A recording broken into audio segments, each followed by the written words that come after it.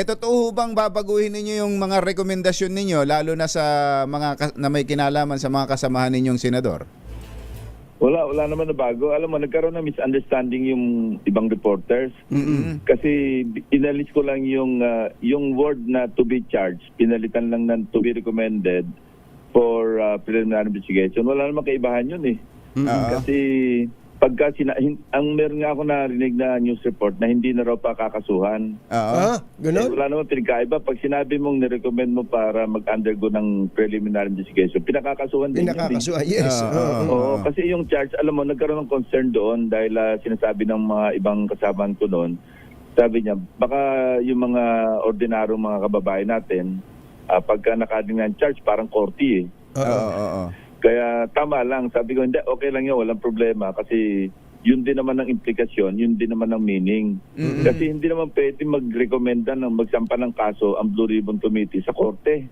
Yes. Bago lang yun ng DOJ at saka ng ombudsman. Sa piskal.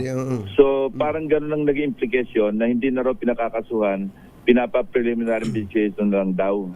Wala namang kaibahan yun. Huwag lang yun nagbago, di ba? So ang magiging wordings po mula sa dating, kasi dati nakalagay ang pangalan. To be charged, yun din yung pag to be charged, di parang pinapa-PI mo rin. Pero naka-identified din ho, nakatukoy din kung anong kaso eh. Halimbawa, plunder, malversation. Marami. May plunder, may malversation, true falsification, merong direct bribery, may graft, merong violation ng ethical standards, merong violation ng anti-graft laws. Marami, nandun lahat yun. Wala naman inalis dun eh. Kasi kung ano yung lumabas sa narrative, kasi nandun naman sa narrative yun eh. Tapos gumawa ng recommendation based doon sa mga naganap, doon sa mga pagdinig, kung ano yung ebidensya, testimonyang lumabas doon. Pero yung iba naman na hindi hagip ng ebidensya, mahirap naman pilitin natin, sabihin natin, pa-PI natin. Ano basis mo? Halimbawa, meron na banggit si Yusek Bernardo o kaya kung si Alcantara. Wala namang nagko-corroborate, wala namang validation. Anong gagawin mo doon? So sasabihin mo doon recommended for case build-up in the case of DOJ or fact-finding inquiry or investigation pagka sa ombudsman. Di ba?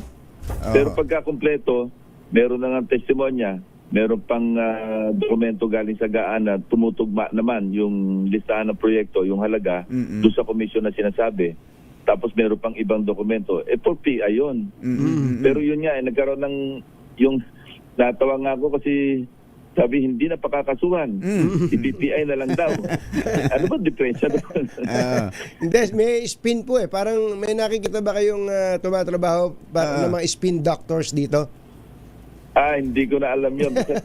Sinapaliwanag ko lang na pag sinabi nating pinakakasuhan, pinapa-preliminary investigation natin. Hindi naman pwede nga, sabi ko hindi naman pwede magsampa kami sa korte. Hindi naman kami DOJ, hindi naman kami ombudsman.